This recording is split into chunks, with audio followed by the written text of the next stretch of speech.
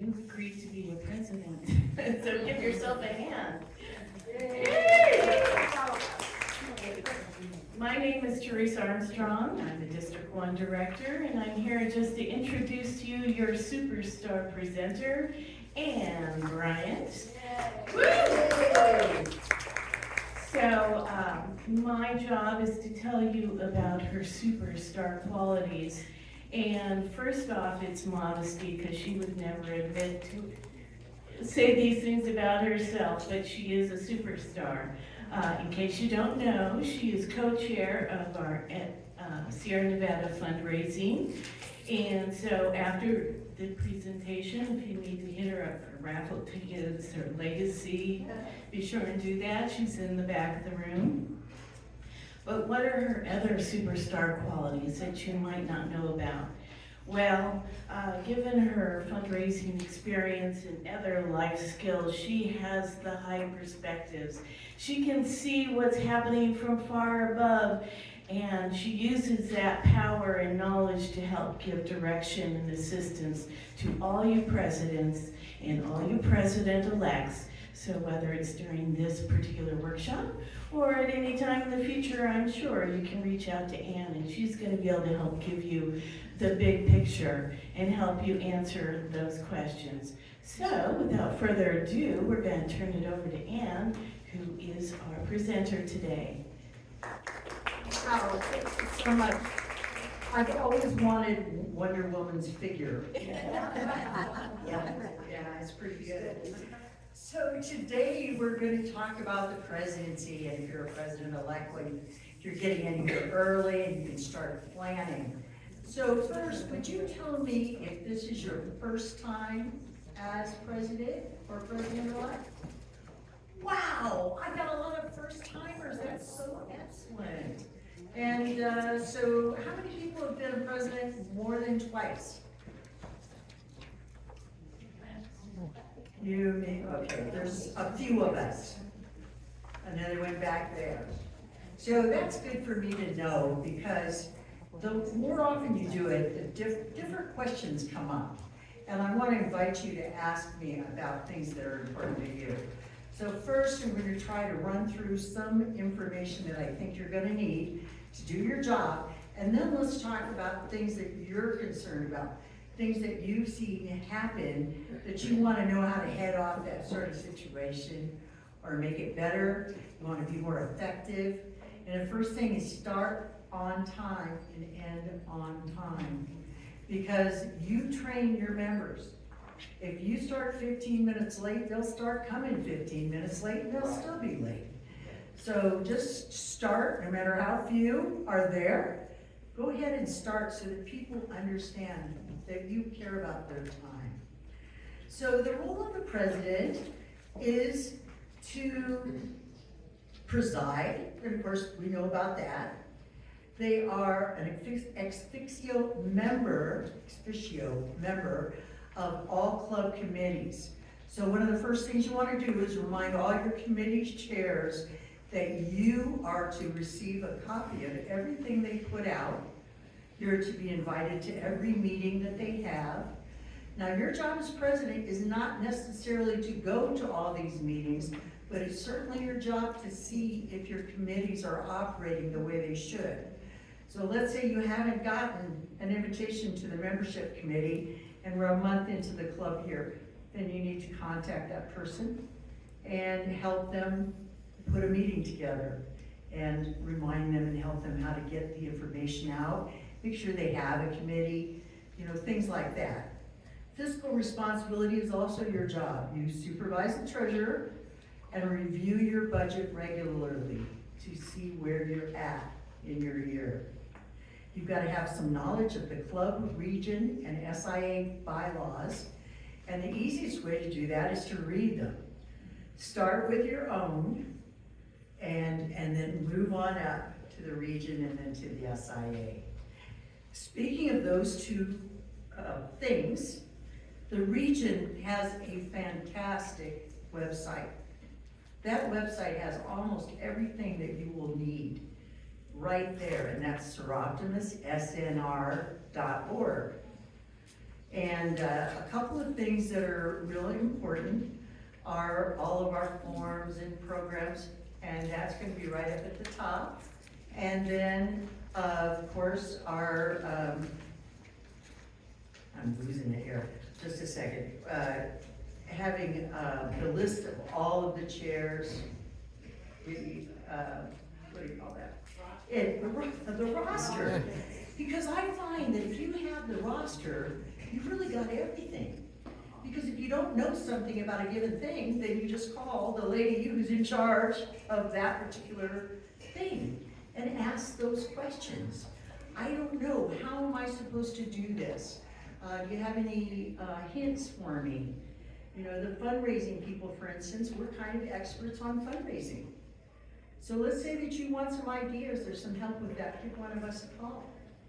Our region treasurer is always available to you if you and your treasurer have a little bit of a quandary or a question or a concern. So today we're just going to try to give you the tools so that you know where to look things up, and if you don't find them, you know who to call. Because who are you going to call, you know? Now the president is going to set an example for the club. Do what you say you're gonna do, when you say you're gonna do it. You represent the club with visitors. I recommend that you have someone who greets people as they come in, and one of their jobs is to bring that person over to you and introduce you. So, and this is our president. And if you have a chance, send him a note. Thank you for visiting.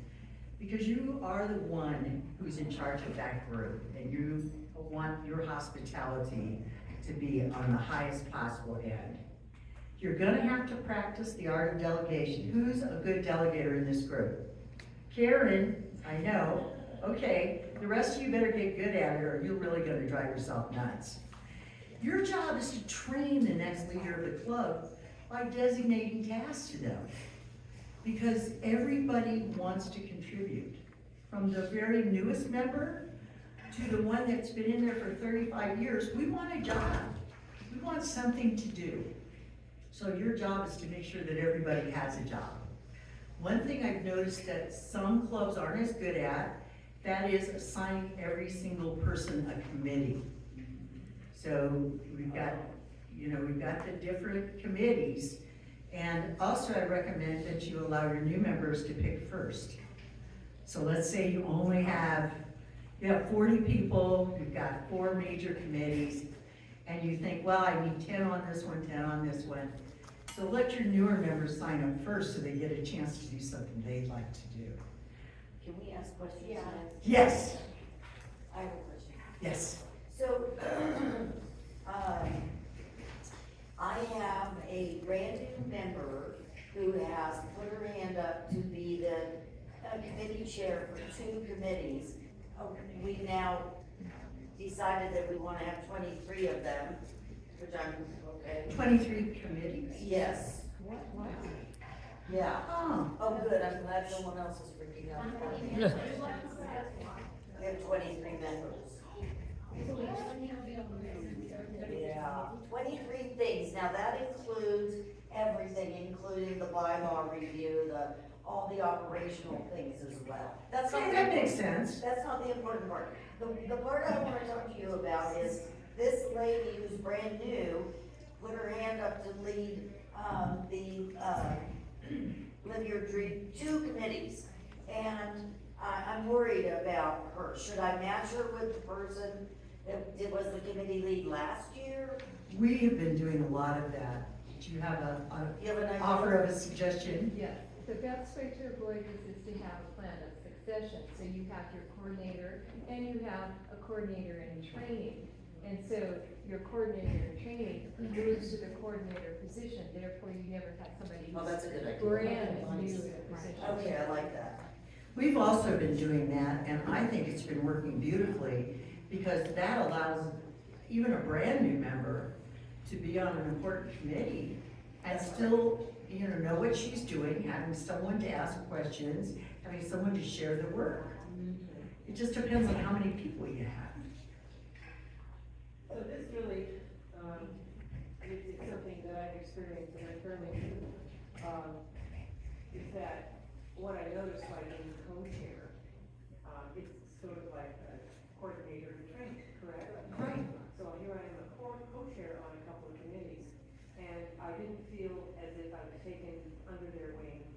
top the roll, a letter would go out to the group, to the committee members, and I didn't know where that came from. I don't think she just wrote it up, I think it was from somewhere, some form, it was not on our website. It might be a scholarship committee where they were sending out something to the colleges, or the letter that automatically goes out to members. But again, I don't think it was made up, I think we must have this somewhere on some template. I didn't hear those things, that it would get trained, and I did mention at the board retreat, this is, if you empower someone, if you teach them something, you empower them to go forward. And I, at this point, could not be chair of that committee because I wasn't taught the role. So it's very important to have someone teach you, but does that someone know how? And then the other thing is, you said that you really should make sure that everyone is part of the committee, but we have members who feel that, and we have 51 members, and we have members who pay their dues and who come to the meetings, and some of the social events, but they do not rely on any committees at all. They feel they've done everything they need to do. Not necessarily because of age, because that's one thing, when they're 93, they do what they can, right? But not necessarily because of age. Just some of them have decided not to do that, so, people are just stepping back from that because they are paying their dues. So what is your? Well, I mean, everything is voluntary. You are the queen of all you survey. However, your subjects are independent contractors. So they're gonna do what they wanna do. I mean, I would invite each of them to be on a committee. And I'd even ask them, if you were gonna pick a committee, which one would it be? And put them there, and perhaps they could step up and do some things for a committee. But when you have people who are semi-retired or maybe traveling too much, people have illness in the family, there's all kinds of things that we've gotta account for. Our particular club is a no-guilt club. So you can belong to our club, you can travel half the year and show up when you can. So, but that's up to you in your club to look at this and say, which would we rather have? Do we wanna keep these experienced members? I mean, they are contributing, they are paying their dues. They're coming to some of your meetings, they're supporting some of your outings and things. So let's keep them going. Because I think there's room in a club for those members. Okay, great. I have a question. So you're saying that we should have every member be, on a committee?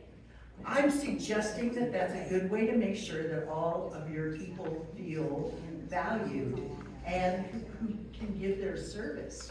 If you have people who would like to be on a committee and they aren't, I mean, how are they gonna feel? I guess they don't need me. Well, I disagree with that, because I've done a lot of fundraising, I've done a lot of volunteer work in my state. And I would say it a little differently, if you don't mind. A lot of people need to be asked to be on a committee.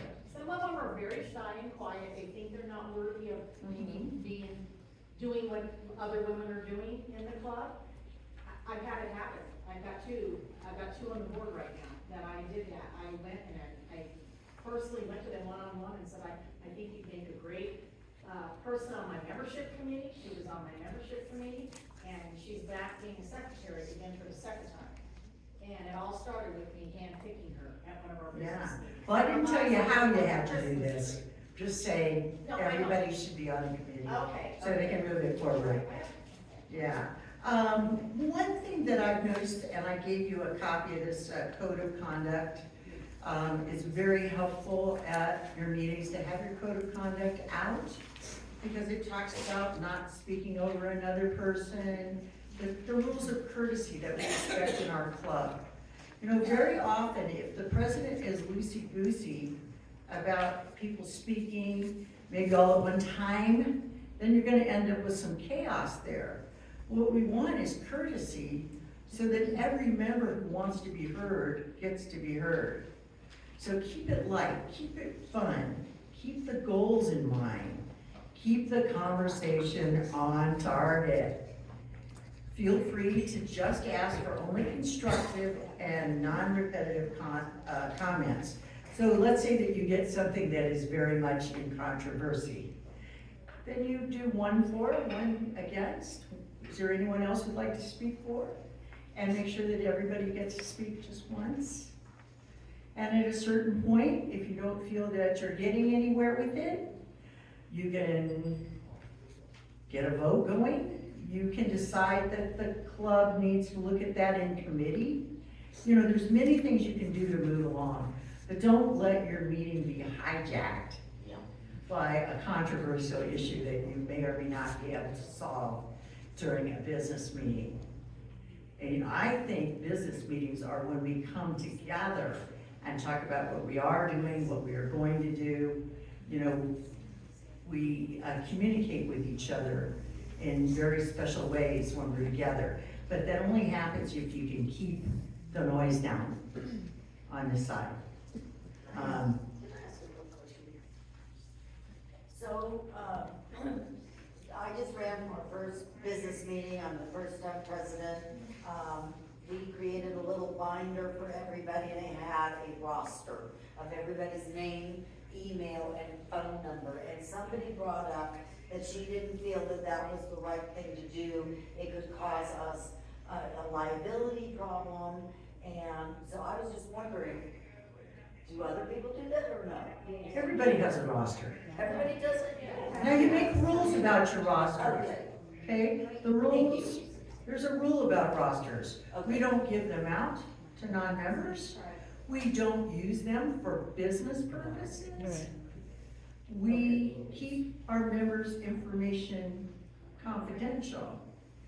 So we don't publish it on our website, we don't put it on our Facebook page.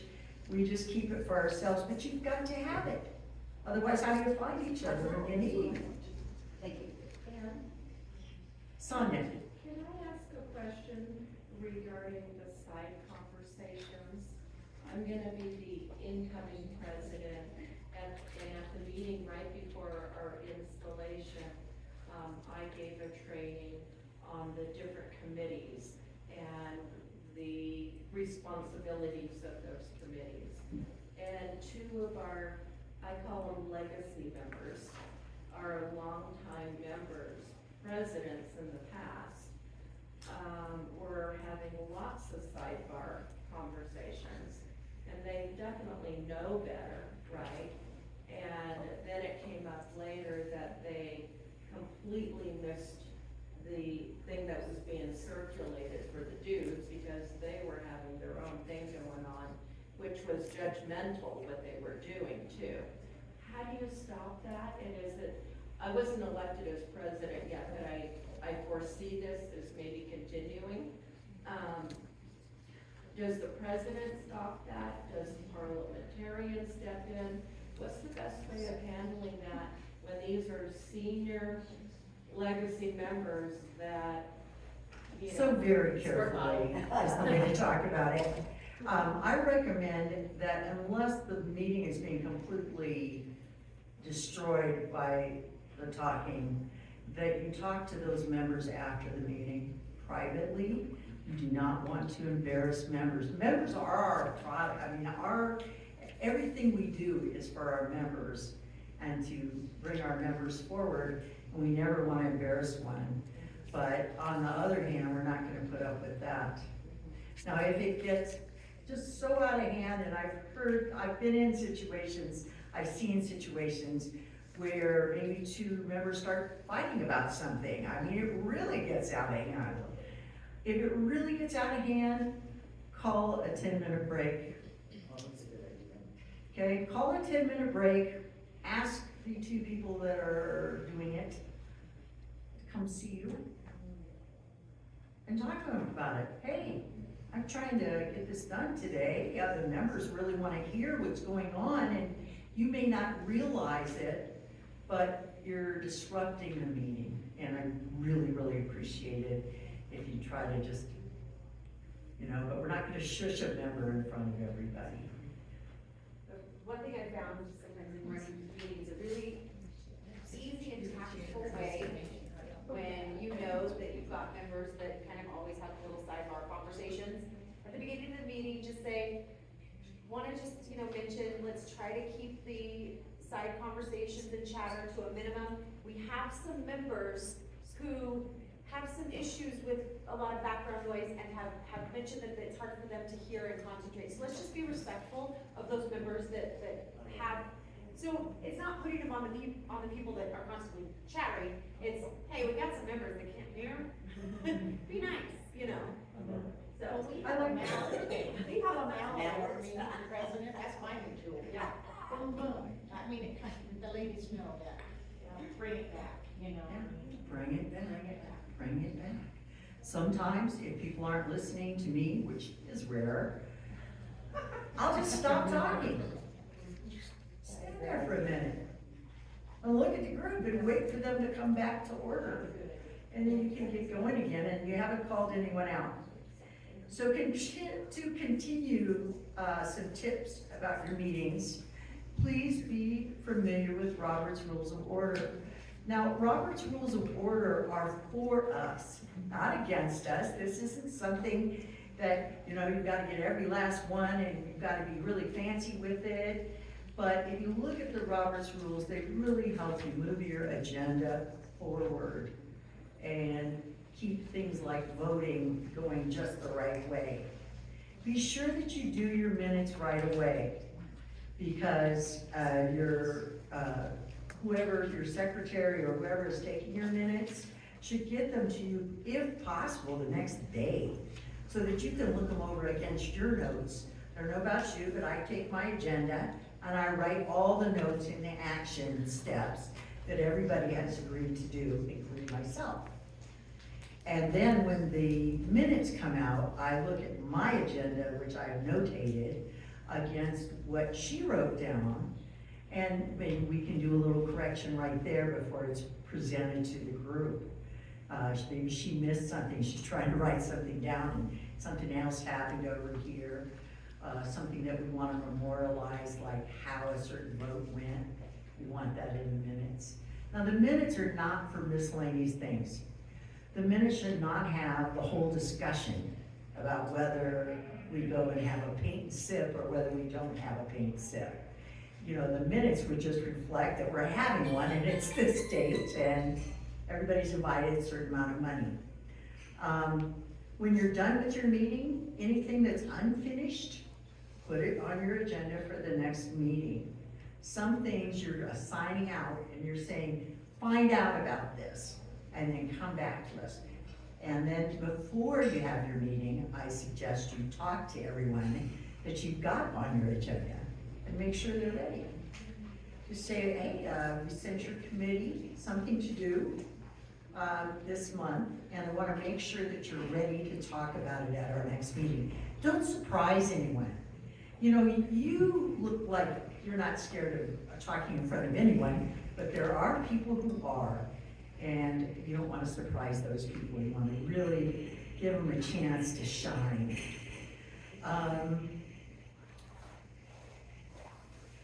Do all of you use agendas for your business meetings? You hardly even need me. You are so good. Now what about communication? What's really important about that? We want clarity and consensus. And information isn't valuable till you share it. So follow up on your delegated items, but don't micromanage your members. Just follow up, like you don't have to say, well, what kind of pie are you gonna serve? But you might say, gee, is the dessert planned? Or what is the menu, or something like that. But you know, try not to limit your members, because they've got a lot of brains and a lot of knowledge that we may not have. So I think that's really important. Can I ask about the don't micromanage? How do other presidents manage the various committee leads, and you know, what documents do you use to mark what? Do you take a spreadsheet and say, okay, this is this committee and this is where they are? How do you keep track of everything? Well, they do their committee work and their reports. The only thing that you're going to do is if it's not a functioning committee for some reason, or they need to be reminded that something's coming up that they need to handle. For instance, you got your membership committee. Now, maybe your club wants 2, maybe 3 events during the year that are specifically to get new members. So if you don't see that those have been scheduled and are put on your calendars, then you would talk to them and go, hey, you know, we budgeted $750, we really need new members. We wanna have the three meetings, we wanna spread them out in the year. Please come back to us with some dates and tell us what you're going to do. So it's a nice way, it's not micromanaging, you're not telling them what kind of event to have, but you're making sure that they're doing it. And sometimes people need help getting moving, you know? Yeah, what I do is the same thing, what I do in my leadership style, I work for a nonprofit, is I do check-ins.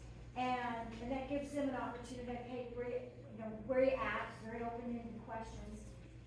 And then, it allows me to say, hey, do you need any support? And I think that helps them know that they have the support, but they also have the autonomy and the ability to run their community, or whatever role they have. So it's those check-ins that really do make a difference. Do you do that on a spreadsheet? Do you ever? I take notes of everything. For each and every committee? Yeah, I Okay. just keep a notepad for each one, and I'll do check-in, this is what the feedback was. And I like to do some things via phone, because it's more personal, Yeah. but also too, I'll follow up with an email. Because that way I have a documented record, and that way it's, and you have a timeline, so, oh, they said they were gonna have it back, I just wanna make sure I heard this correctly, that this is the goal for right now, and, yeah. That really does help too, because I do the same thing at work.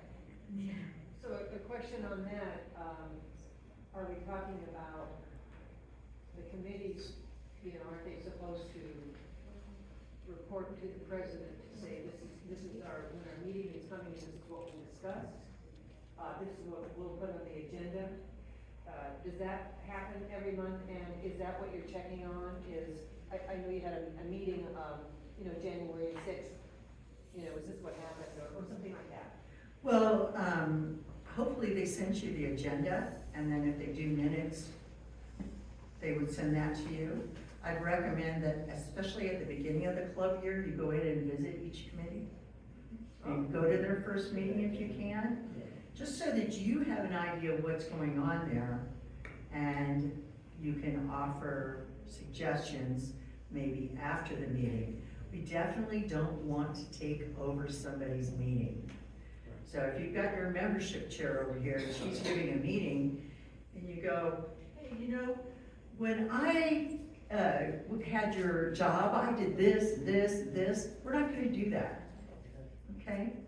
So, one thing I've been hearing a lot about the last few years, and I'm sure you suffered through a few of these too, that is this generational considerations. So I started thinking about that. I started thinking about that in terms of our own club, because we have women from 40 to on up there. And what came to me was this.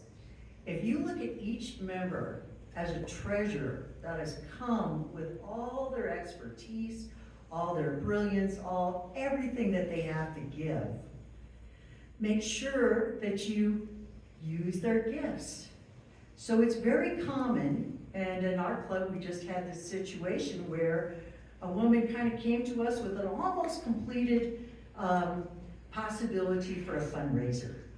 And she had gone through a lot of trouble here. She was donating the room, she was doing a lot of things. Now some clubs would say, she's only been in here a few months, should she really be in charge of a fundraiser? Or, does she really understand the goals? You've got to accept the members as who they are, and just get in your head that that new member is super valuable, and it's your job to figure out how. Figure out what their talents are. And if we don't look at them as younger or not Soroptimist for very long, then some of that just disappears. And we can change then if we allow these newer members or maybe younger members to come and give us their ideas and do things that they want to do. So really think about it before you ever even think to yourself, well, this woman hasn't been in my club long enough, I'm not sure if she can really do it, right? Let's do that instead, and make sure that they know how valuable we think they are. And, you know, this lady had a great little fundraiser put together, and we are gonna move forward on it. And, no one said anything to her, well, we haven't done that, fashion shows, aren't they sexist? I mean, there was none of that, and I was so proud to be in the club that I'm in. So think about that. We have a lady that joined our club 2 years ago, and 2 months later at our retreat, she was wanting to run our Tostada Bingo event, which is one of our biggest fundraisers. Some of you ladies in the room have been to that, to recognize somebody. And I thought she was nuts. I wanted to go over and give her a hug and tell her what she was getting into, and I thought, I can't do that. And I'm telling you what, she has been awesome, awesome. She's chaired it now for 2 years, wonderful job. And she's a part of a lot of other things in the town of Loomis where she lives. She's very, very involved. And she has respect from all the members, and she has a committee, and she does a great job. So I understand exactly what You you're saying. know what I'm talking In about fact, this gal's then. almost a little bit too much on the gas pedal sometimes. But, you know, you want that, you want that as long as she's. Yeah, and that's where pairing them with a more experienced member is a very good idea. Because that experienced member will know how we do things, but hopefully we'll keep her mouth shut on a lot of it. And, We call them veterans. We've got a couple of yeah, veteran a ladies couple of on our club veterans, that are on our that's a committee. good thing. So it's a real good balance, yeah. So when we're talking about your job is to make sure your club meets your deadlines. So, we have got, a sample club calendar in here. This is from the roster. I'm sorry, it's not from the roster, but it's from the SNR, website. And it tells you month by month the things that have to be done, because you're in charge of that. So when it's time to turn in, your entries to win some recognition, you know, those forms have to be filled out. When it's time to pay your dues, to get your membership stuff put together, that's the time you have to do it. When you have to do your taxes, when you have to do your budget. Has everybody here got a new budget together for this next year? Do you do your budgets every year, or do you do them every other year? Every year. Consider doing them every other year. Every 2 years, you can adjust. So let's say that I've got a budget for this year and next year. And this year we brought in $30,000. Next year we bring in $40,000. The committee meets, the budget committee meets, and we take that additional money and we put it in throughout the budget. So the budget is a living thing. Let's face it, even if you do it every year, it might happen 3 months down the road that that budget does not work. So you've got to adjust it. But consider going to every other year, because that's such a big job. And there should be some consistency on what you do. So that's one thing that I really would like to see you do. The other thing is budget to do some club giving. Give to SIA. Buy a table at our conference. Maybe have your club make a donation. Yeah, some giving, some charitable giving. Encourage your club members to join the Laurel Society, or just become a monthly giver towards that. So when you take a look at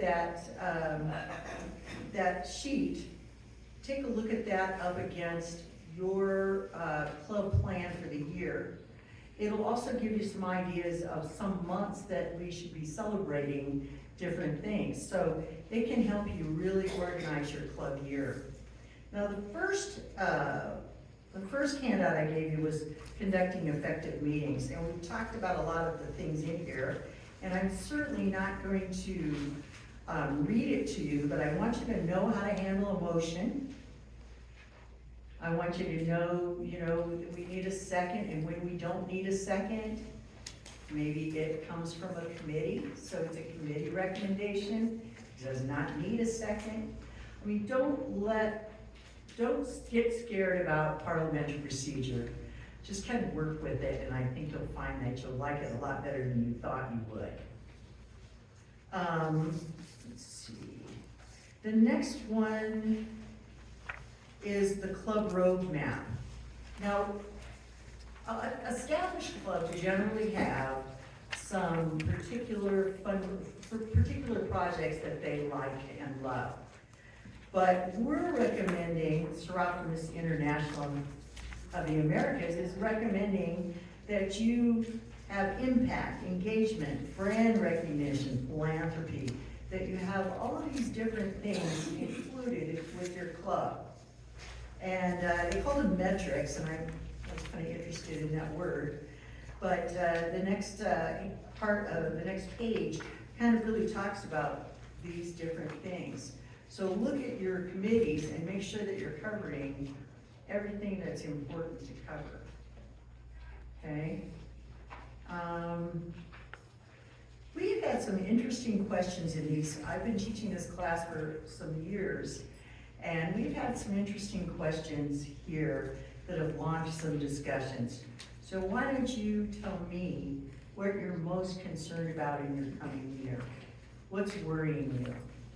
What do you wish you could handle a little better? I have a particularly good group here. I have something to say. Could I Oh, sorry. take the lady behind you Sure. first? Oh, hi. Oh. Because we have lots of people here. Membership is one of our issues because we live in a large community, Roseville. And Big. yet we have a pretty small club. And so and like her club is Lumen, small community, and she has way more members than we do. But we don't know what we're doing that isn't working. Okay. The first thing I would do is just make it a goal, how many people you want to have. And then call your membership, your pillar, your membership pillar, SIA pillar, and have them help you. We have proven ways to improve. But keep in mind, none of this will work unless everyone is welcoming. That's the truth. Okay, I'll take you and then, Yeah, so, this year, my membership chair, I've been thinking about it for the past year, what I want to do to draw members. And, with, my membership chair, I've been talking to her a lot about, let's do a social. And, I came up with Power of the Purse is our theme, and she's already working on it with other women outside of the club that are really interested in just power of the purse, And we had our first meeting last week, and she's got a plan already in place, and it'll be coming up soon, so. What is Power of the Purse? It's gonna be a social, and it's like a, fashion show, but it's purses. nice. Now, do you have a charitable part of that? Because I find that when you're throwing an event like that where the public's invited, it's really nice to ask them to bring something or contribute something. So if you're doing purses and you want to collect some purses, as you invite members of the community, just say, by the way, we believe in the power of the purse. And if you happen to have a nice purse that you're not wearing and you want to contribute, bring it with you. So, because people want to make a difference. And I think the people that come to Soroptimist want to make a big difference. Yeah, so some of the purses, she said, will be gently used, expensive purses, or new purses, or meaningful purses. There's the story behind the purse.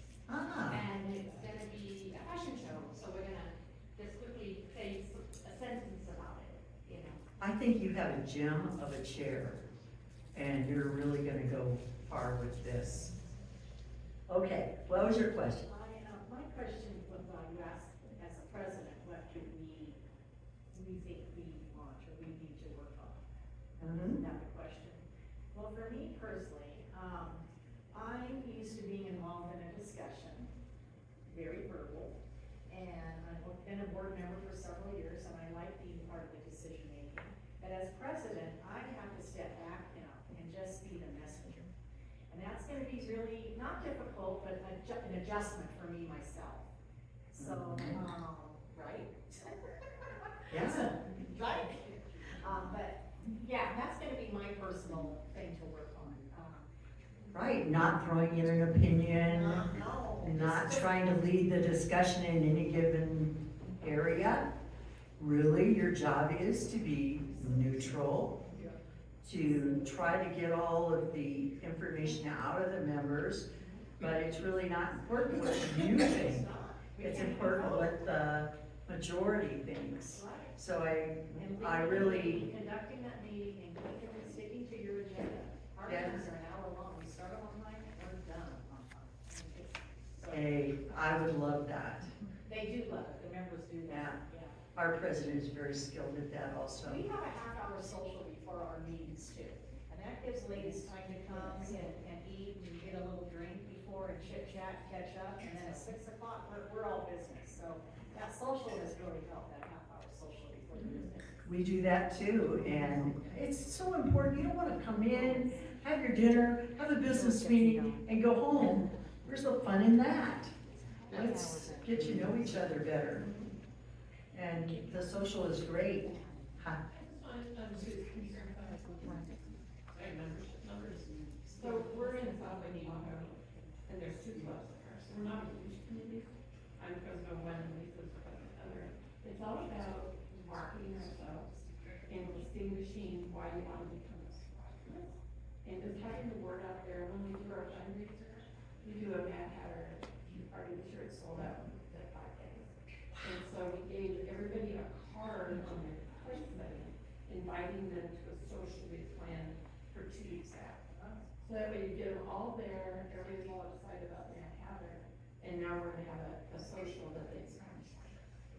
Yeah, I know that's something that our club has been concerned about too. We have a huge fundraiser, we have lots and lots of women there. And how do we capture some of them? How do we interest them in coming to our meetings and joining us in our important goals? We have to have a platform, we were talking about our coming up, what are the platforms to get these new members? I mean, you have to almost go to maybe a high school that has a parent club, you know, and we've done that, where membership people have gone into the high school and met with parents and, you know, didn't get anybody interested, but we had our stuff there. But you have to find some sort of platform to get to women and educate them on your Soroptimist. So with that, we actually started doing, our program meeting is, we do a series each year. So last year we did the financial planning series that was dedicated to women and how they can do financial planning kind of things. And then this year we're gonna focus on women's health. So it's getting people interested for other reasons. And then we have we have like about 10 minutes that we dedicate to actually talking about Soroptimist during it. And we've gotten 6 or 7 new members just from that, and about 4 that we did in the springtime. Wow, that's great. You're right on track here. Keep in mind too, a new member is the most likely person to bring another new member. So, you know, just say to them, just like they do at the gym, you know, it's so much more fun if you bring your best friend with you. And so, you know, try to really play into that and have them invite someone else too. Of course, it only works if they get respected, if they get included, if they're talked to when they come in. I would never want to see someone walk into a meeting, look around, sit down, and leave without talking to anyone. And that's where the greeter is really important. 1 or even 2 people. And their job is also to capture the stats on this person. What is their phone number, their name? Where do they work? What kinds of things are they interested in? And the follow-up should be perhaps a card from the membership chair, maybe a phone call from the president. And when they join, I love to see the president have lunch with them. And I think that's another good way to just, because it's not how many people you bring in, it's how many you keep. Retention is everything. Yeah. Does everybody have two separate meetings a month? You answer that for me, I do not know. Two separate meetings, a business meeting and then like an in-person? No. Okay, because that's what I'm, Committee and business. okay, because I mean, we have a very small club, and I'm, want like 14 people. And so, I'm trying to, like, I work full-time, and the women that I know that want to be participating also work full-time, and some of them are moms, I care for an elderly parent. So just trying to get the club to understand that 2 meetings a month, like, the first question I get asked whenever I say you should look at joining Soroptimist or coming to this, first question I get asked, how many meetings a month? And when I tell them 2, they won't even talk to me anymore. Like, so I'm trying to work on, and I think it's because I'm trying to recruit professional women that we all work full-time, so we don't have the capacity. Well, sometimes what I would say is, why don't you come and check us out? Yeah. Just come to 2